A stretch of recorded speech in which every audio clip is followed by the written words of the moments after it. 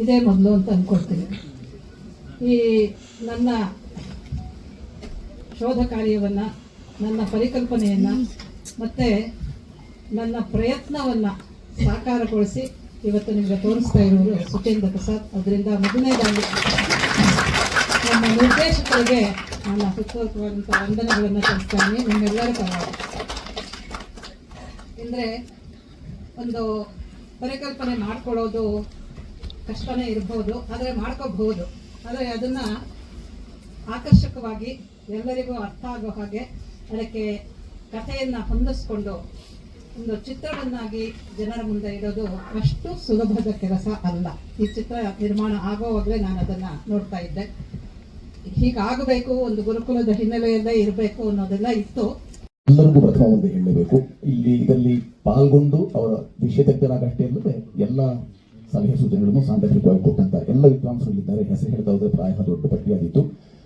ಕವಿ ಕರೋತಿ ಕಾವ್ಯಾನಿ ರಸಂಜಾನಾದಿ ಪಂಡಿತ ತರುಹು ಸೃಜತಿ ಪುಷ್ಪಾಣಿ ಮರುತ್ ವಹತಿ ಸೌರಭಂ.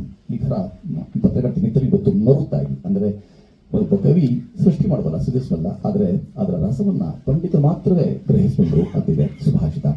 ಹಾಗೆ ಮರಗಳು ಪುಷ್ಪವನ್ನೇನೋ ಸೃಜಿಸ್ಬಿಡುತ್ತೆ, ಆದರೆ ಅದರ ನಿಜ ಸೌರಭವನ್ನ ಮರುತ್ತಂದ್ರೆ ಗಾಳಿ, ಆ ಥರದಲ್ಲಿ ಗಾಳಿ ಅರ್ಥ ಬೇರೇನೂ ಅಲ್ಲ.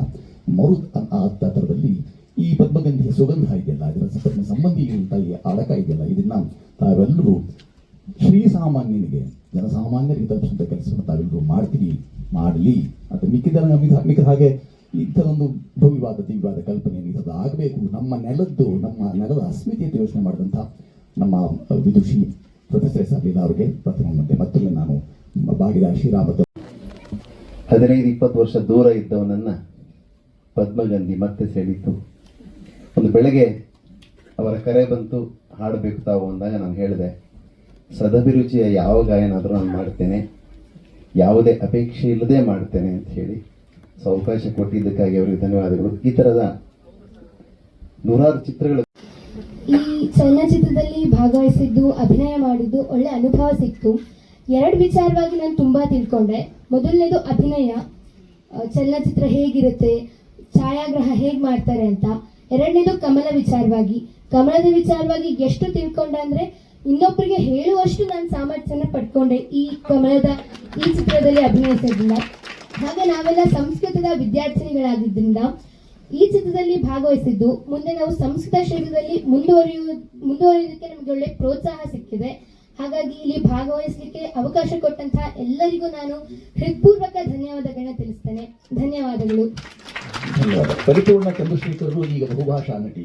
ಇಲ್ಲಿಂದ ಆರಂಭಗೊಂಡು ತಮಿಳು, ತೆಲುಗು, ಮಲಯಾಳ, ಕನ್ನಡ, ಹಿಂದಿ ಹೀಗೆ ಅನೇಕ ಚಿತ್ರಗಳಲ್ಲಿ ಪಾಲ್ಗೊಂಡಿದ್ದರು. ಪರಿಪೂರ್ಣರು ಗುರುಮಾತೆಯಾಗಿ ಈ ಚಿತ್ರ ನಡೆಸಿದ್ದಾರೆ.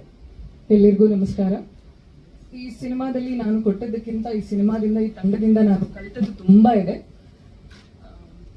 ಮತ್ತೊಮ್ಮೆ ನಾವು ಈ ಸಿನಿಮಾಗೆ ತುಂಬಾ ಪ್ರಯತ್ನ ಪಟ್ಟಿದ್ದೇವೆ.